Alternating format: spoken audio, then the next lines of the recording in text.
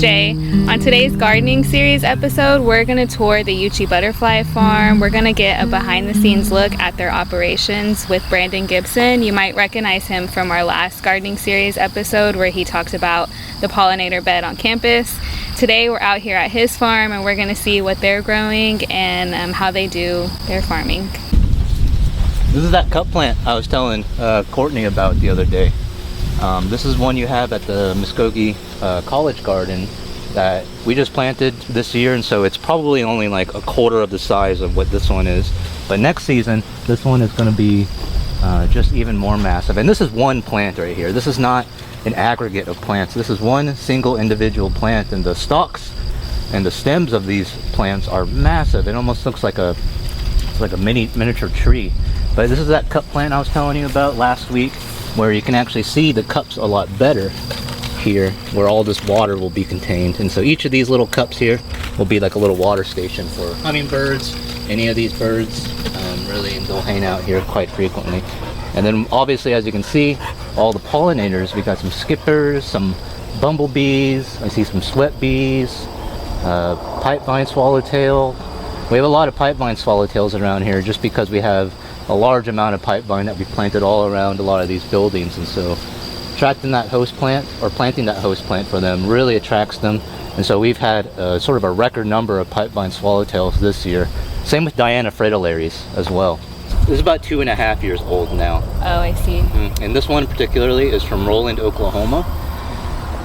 Got it donated by this nice guy called Garrett Riggs that runs a nursery down there, and he's very generous to give us this original plant, and I've been collecting seed off of this ever since and just multiplying it out more and more. Absolutely one of my favorite plants. Does it pop up like clones of itself? Is that how it... You know, I saw a couple down here earlier in the year, but they haven't really taken off necessarily. And so really it's just this one main one that's just been taken off. And look at these stems.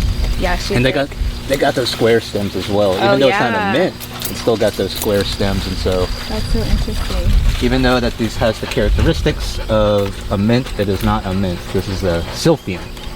And these seeds are really good for the birds. I have to sort of race against time when these seeds are mature against all the goldfinches. Oh yeah. Because the goldfinches will just sit here and they'll just eat every single silphium seed out here, which is good for them. But if I want to grow out more of these plants, this is my main source of the seeds for them. But I also obviously let them have some, and they can probably spread them around. It wouldn't surprise me if I find silphium planted in one of these prairies out here pretty soon. Yeah. But we got some bee balm. You guys got this at the college as well. Obviously going to seed, not in full flower yet. Probably went out of flower probably about a month ago, honestly. This is that mint one we were talking about, Monarda fistulosa. And I believe you have some of this in the garden. The storm kind of knocked it over the other day, but now it was standing nice and perfectly upright. But this is big blue stem, and you can see the female sections here still on the flower. And so that's what these little yellow things hanging off of the actual inflorescence of the flower is. One of my favorites. This thing easily goes down 15 plus feet into the soil. It's a real common staple, and this again is just one individual plant, and so they can get quite bushy after a couple of years. This one's probably pretty old, couple of years at least right now. But this little garden, it's all pretty much mainly natives. I'm sure there's a little strip of Johnson grass in here somewhere, but mare's tail, which is kind of a weed, but it's not terrible to have around because it is a host plant for, I think, some kind of moth around here. You can use this for cooking as well. You can make salads out of it. I think it's more of a topper ingredient than a main ingredient of the salad. It's really strong and bitter and pretty spicy, but it does have some medicinal properties, so I don't mind the mare's tail. It does get out of control in garden sections though. Is any of your pipevine blooming out here? Let's see, probably not. It was blooming like a month and a half ago, but we can check. They have a little interesting smell to them too. They smell kind of like a little it's stinky because it's the flies that are pollinating it. Obviously the pipeline swallowtails, like you can see flying around here. Oh, pretty. And you can see how much they've eaten. This trellis that we built here used to be entirely full of nothing but pipevine. Oh, wow. And there's still some pipevines here, but you can still see that they're laying eggs on these. And with that pipevine, here's a, don't look at that one. This one's better. There we go. Oh, so they're still out here about using all of this trellis section. And so it goes off to the other side as well. And I really think this is why we have such a massive population of these pipeline swallowtails. And then we have another section on one of the buildings that I will show you that also has more pipevine. But I've seen flowers on these this year. I haven't seen any pods yet, but it does seem a bit early in the year to start seeing pods for them. That's more of a fall, early winter activity. But in this garden we got the pipevine, obviously, got some nice fresh growth up here. And so this is really what a caterpillar would want, this nice green, fleshy looking growth. But we got some frostweed in here. I put these in here specifically for these little aphids right here, these little black aphids. And some people say, you know, why would you want to attract aphids? Well, I'm sort of using them as cannon fodder for ladybugs. Ladybugs love to eat those black aphids when they're in their larval stage. And so this frostweed is a host plant for specifically those black aphids. And the black aphids will come in earlier in the season than the orange aphids and other pests. And so if I can get a healthy population of ladybugs from consuming all these black aphids before, you know, mid to late summer comes on, and they're going to help me control the aphids on things like our milkweed a lot of the time. So that's why I like the frostweed quite a bit. It's just purely for those black aphids. And obviously they bloom really nicely. There might be some blooming right now. Looks like this one's just about to pop. I've seen some blooming around the property, but these looks like they're just about to open up. And this would be Verbicina virginica. Frostweed. Name's called frostweed because in the winter time, a lot of the extra water that's in the root system will be pushed up whenever it's freezing. And so if you come out here whenever it's below freezing in the morning, you'll see a literal ribbon of ice formed around the stalk. And frost flower, yep. Frost flower sounds nicer than frostweed. I like that. Yeah. But you can eat the ice. It's nice. Like the berry settings, I just didn't realize that it was this specific plant that did that. But I have seen that before. Oh yeah. I haven't touched this garden and really any of these gardens in at least 2 years in terms of adding anything. We planted this and then we never added anything to it, and it sort of just manages itself. Obviously the storm came by, knocked down a lot of them. Everything else was sort of standing upright. What that pretty much tells me is that I need to add in some probably northern sea oats in here. That way it gives the middle section more stability. And so probably in the winter time I'll come through here when it's easier to walk in there, and I'll add in some dormant plugs of those northern sea oat grasses. That way whenever we do get storms like this, prevents them from flopping over as much. Just gives them more stability at the base of their structure. Oh, here we still got one of these blooming. The Senna marylandica, Maryland Senna, or wild Senna. You can see those bean pods forming, but the flower's still there a little bit. And what's really interesting about Senna is, it might be easier to see on this one over here. Yeah, let's look at this one. So with Senna, as you see with the flowers a moment ago, the flowers don't actually provide any nectar. They have pollen on the flowers, but there's no nectar being supplied. And so you don't really see butterflies going up to the actual flower themselves. That being said, it does provide nectar still, even though it's not from the flowers. What all these ants are doing right now is that they're actually collecting nectar from what's called an extra floral nectary. And so what an extra floral nectary is you see where all those ants are at. They're getting on that little bump right there, right in between those two stems. And what that's the extra floral nectary. And so that's where the nectar is being sort of drip hosed out of that nectary there. And so the ants are the ones that are mainly collecting the nectar from this plant. And in return, if there's any pests that are coming by and eating a lot of these leaves, the ants will defend it, and so they have a relationship with the plant itself. And so this is always a cool thing to observe. You gotta try these tomatoes. Wow. These little orange ones. These are my favorite tomatoes we've ever grown. I usually don't like eating tomatoes raw, but these ones are tasty.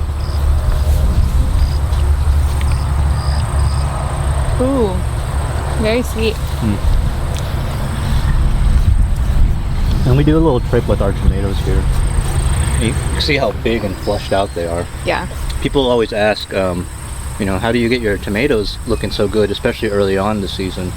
Well, in this raised bed here, what we'll do in January, February is we'll get one of those cattle tanks, one of those watering tanks, just a square one. We'll put it in this bed. We'll typically use a black painted one, and then we'll cover it, this entire bed, with plastic, and we'll double layer it. So we're basically creating a small greenhouse. And the reason we put that cattle tank in there and we fill it up with water, that black outer coating, when the sunlight and, you know, the winter hits that cattle tank holds a lot of that heat in there because it's painted black. Water is a very good insulator as well. And so this little small bed section will always be quite a bit warmer than the surrounding temperatures. And so these got planted in February actually. And so even though it's below freezing in February still, because we have this covered up and it's a small area, so it's not producing a lot of heat to keep it warm in terms of the air temperature. This allows us to plant our tomatoes in February. That way we can get them nice and fleshed out like this. And we just have people come by here and they'll take a bowl of this stuff, and it's absolutely fine. We're not going to run out of this stuff.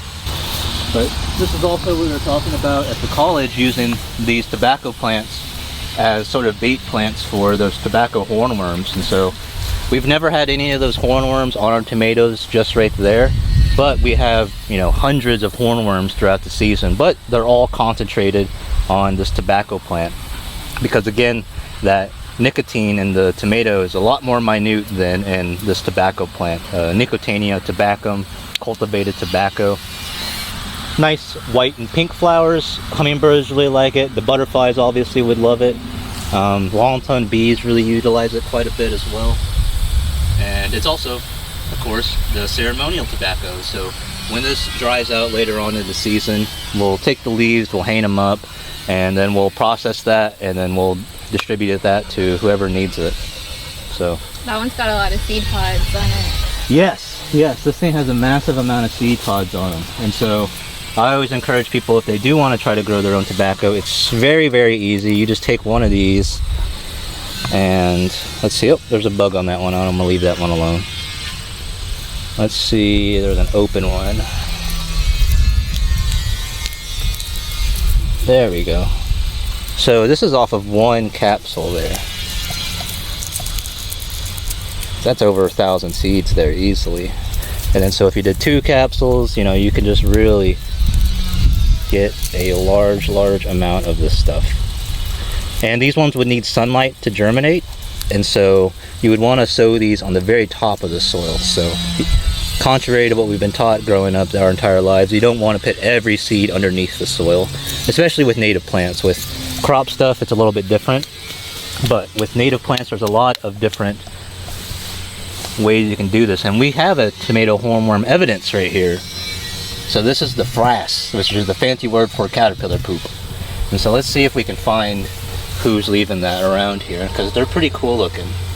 They're massive too. That one, it should be quite large. It's going to be like a light green, and they're real easy to miss sometimes, and then you're like, oh, how did I miss seeing that whenever you do find them, because they're large caterpillars. Let's see, so if he's pooping there, he might be somewhere here. And these are moths that will go dormant in the soil. So over the winter, this guy's eating this tobacco right now, but he's not going to be a moth this season. He's going to go dormant underneath the soil and then come out potentially later next year. Here's a tiny one. This one is a tiny one right here, but they can get, you know, they can get about this large. So this guy is really early on in his life, and there's that horn there on this side, that little black thing.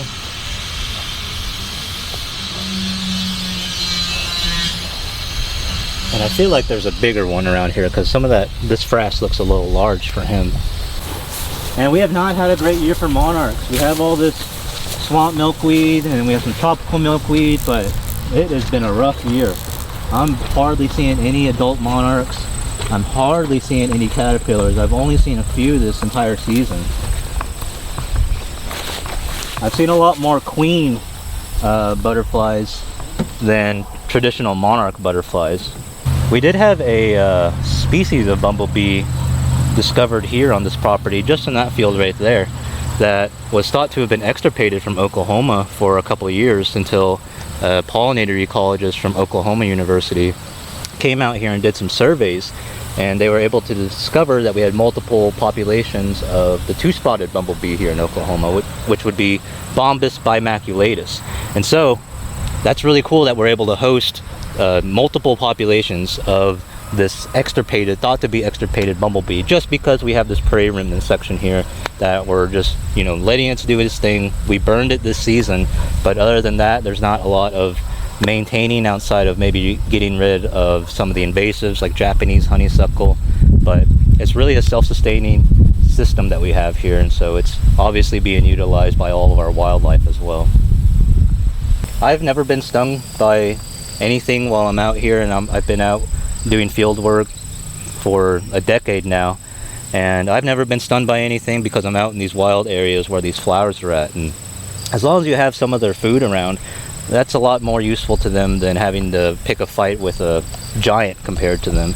And so as long as you have some of these, you know, blooming flowers around, you know, the wasp and bees aren't ever going to harm you. Like with these bumblebees, I can touch this wasp right here flying right in front of me. Is not interested in stinging me. They're just looking for nectar, looking for prey on these nectar flowers. And so as long as you provide them, you know, a buffet of food, they're not going to bother you. And you can touch the bumblebees a lot of the time too when they're on here, just because they're so enamored with the amount of nectar that they're able to get and the pollen that they're able to get all over themselves.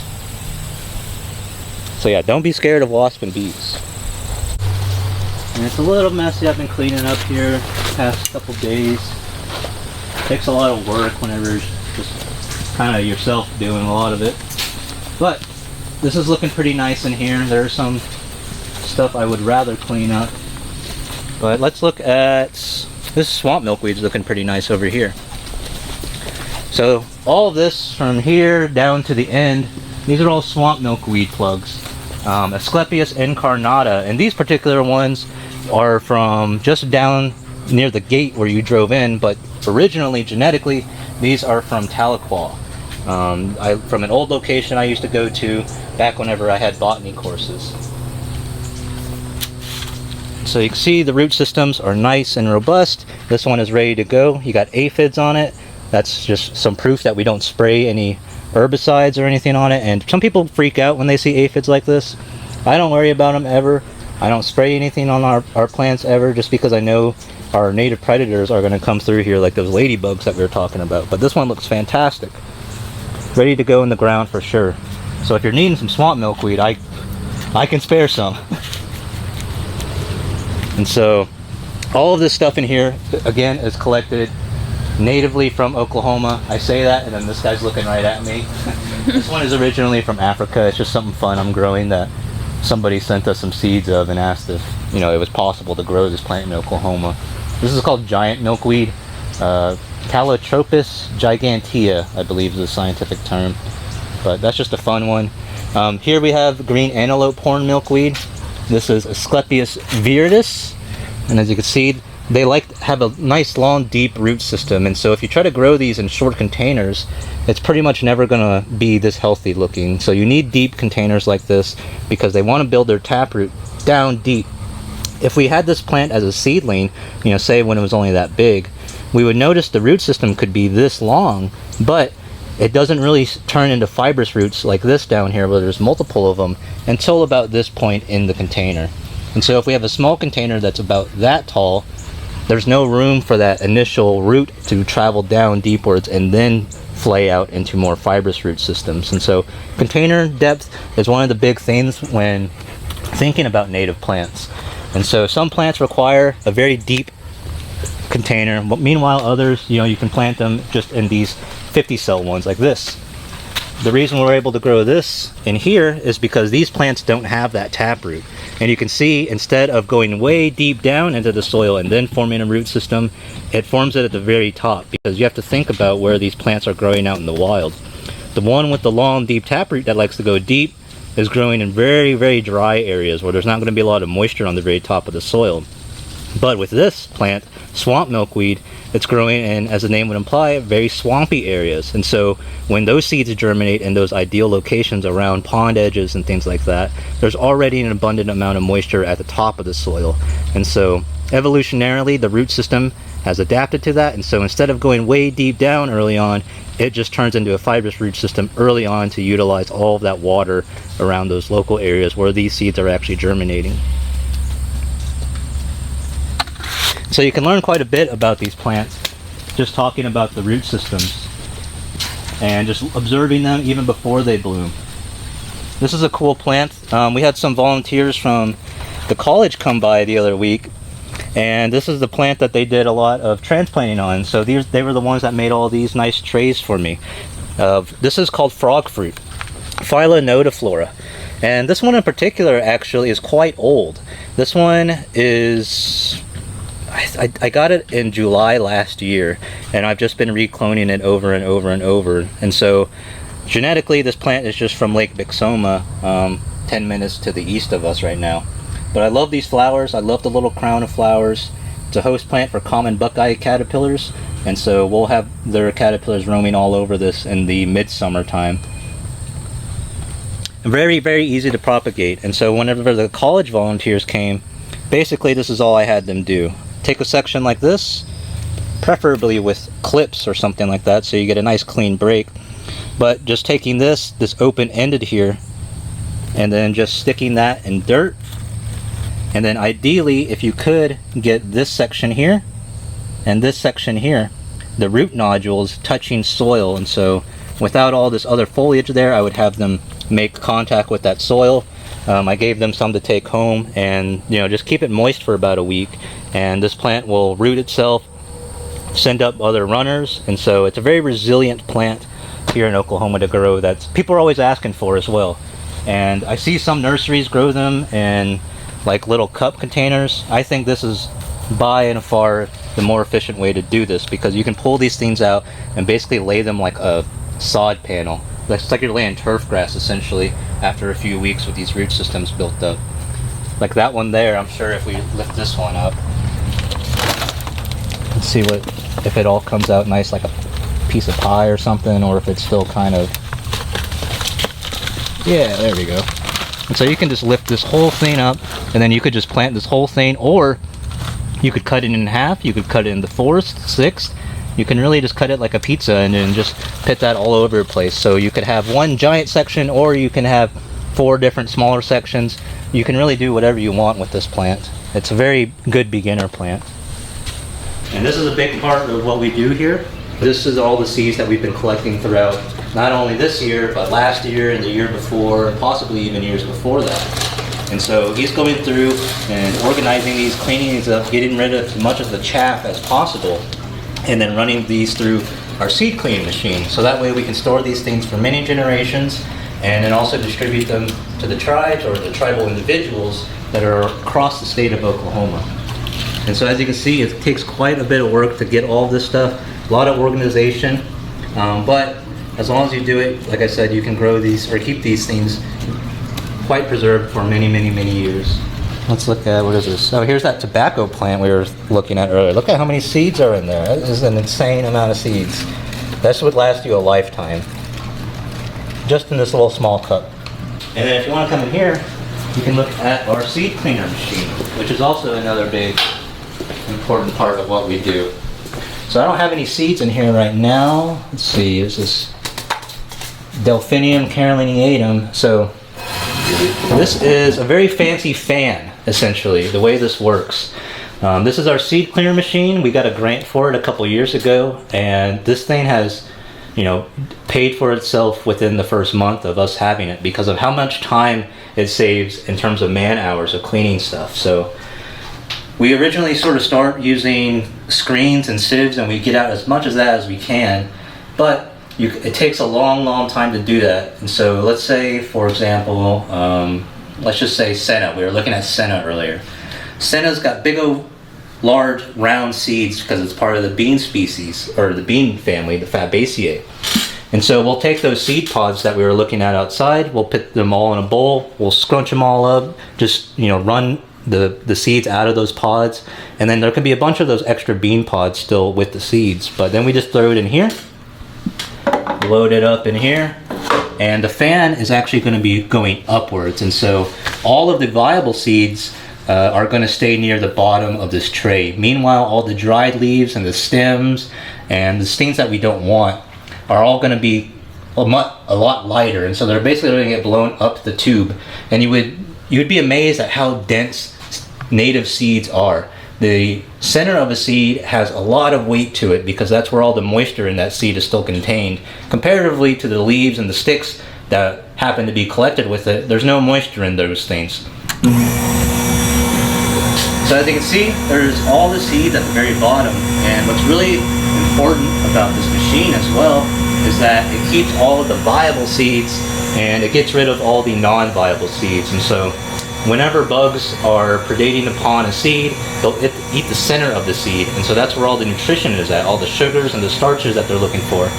So you pretty much can't really filter out those seeds that have been predated upon from your viable seeds unless you just go through and handpick every single one and look for which ones have holes in them, which is very, very time consuming and not very realistic. But what happens to those predated upon seeds, since they're eating the center of the seed, they're also eating all that density in that weight. And so those non-viable seeds are all going to be blown upwards as well with all the chaff that we were talking about. Now I'm just going to let that run there, and I'll come back to it later. These are some of our plant cloners here, and so I really like these things. They got a silly name, Clone King. This thing cost, I think, like 60 bucks or something, but you can make your own really. And so what's happening here is that we took some cuttings of coral honeysuckle. This is Lonicera sempervirens, very big in demand here in Tulsa. It's got big old bright red flowers. You can eat the flowers. It's a host plant for hummingbird moths, which I really, really like, and so that's the primary reason I planted. And so these were originally cuttings a few weeks ago with no root system at all, but now these things are ready to be potted up. And so instead of growing this Lonicera sempervirens, this coral honeysuckle, from seed, this is the way I propagate them because it's much easier, it's much more reliable, and it's much quicker.